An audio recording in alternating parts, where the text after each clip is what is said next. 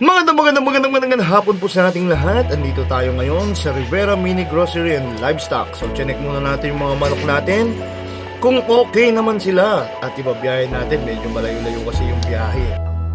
At sa di kalayuan, meron tayong nakitang pwedeng pagmeriendahan. Yan, nandyan si Jacob pala, inunahan na ako. Hindi pa nagbayad yan, ako na pagbabayaran nila. Ayan, nakita tayo ng mamihan at tsaka ng bilihan ng street food. So yan, bumili tayo. Nag-order pala kami dyan ng dalawang order ng overload na mami nila. Yan. Nandiyan yung mga condiments nila. Chinek din natin itong mga street food. Meron silang bentang mga proben, calamares, yan, fried liver, fishball, kikiam, chicken neck ata to, day old, tsaka yung paborito nating tok nene. Ito yung mga sauce nila, may sweet spicy, tsaka suka. Pero ito muna yung lalantakan natin mga kaibigan. Ito na yung pinakahintay natin kasi dito lang ulit ako nakakita ng Dirty Mommy. Tawag kasi namin dito nung college, Dirty Mommy. Lagyan natin ng konting ginger para sumarap, mawala yung high blood natin. Kakawala daw ng high blood yan eh. Yan. Kalagyan natin ng napakaraming sili. Yan.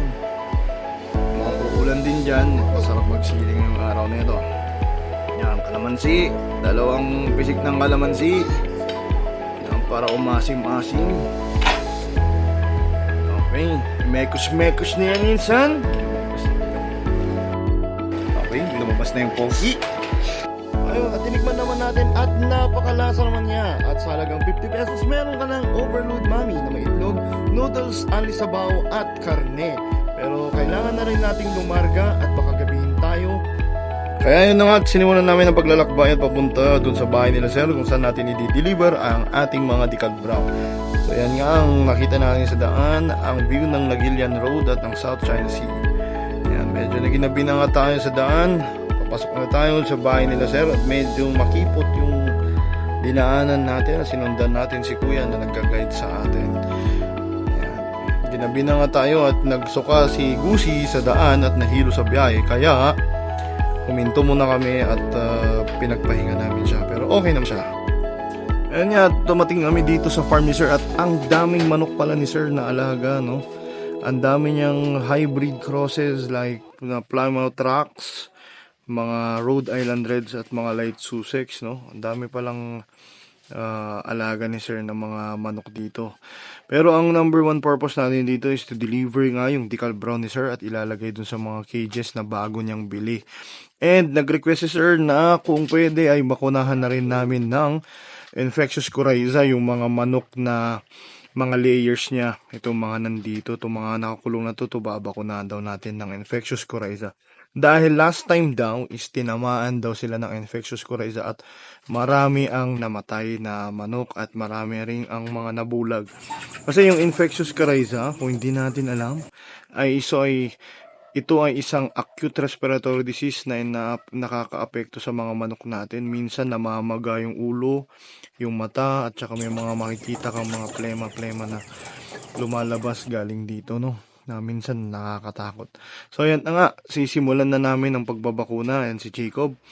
Simulan namin ang pagbabakuna ng infectious coryza gamit ng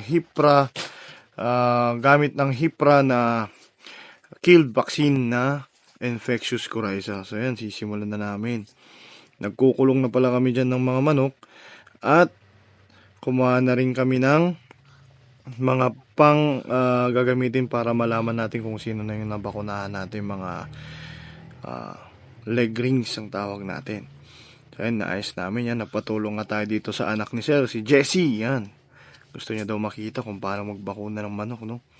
So, ang manok na ang mababakuna natin is infectious coryza. Ang dose lang nito is 0.5 per head ng manok kahit anong age. At ang pagbibigay natin ng infectious coryza, usually ako nagbibigay ako sa farm mga 35 days to 45 days. Tapos rini-repeat ko lang ito after 3 weeks para talagang maging effective yung pagbabakuna. So pagkatapos mo magpa-foul packs, pwede ka na magbigay ng infectious coryza. 35 days or 45 days ako nagbibigay. And lagyan natin ng palatandaan yung mga manok ni sir para alam na natin kung ano yung nabakunahan natin. Yan. Ayan, gumagamit pala ako ng 0.5 na ml. At ginagamit ko ang Socorex na vaccinator, no?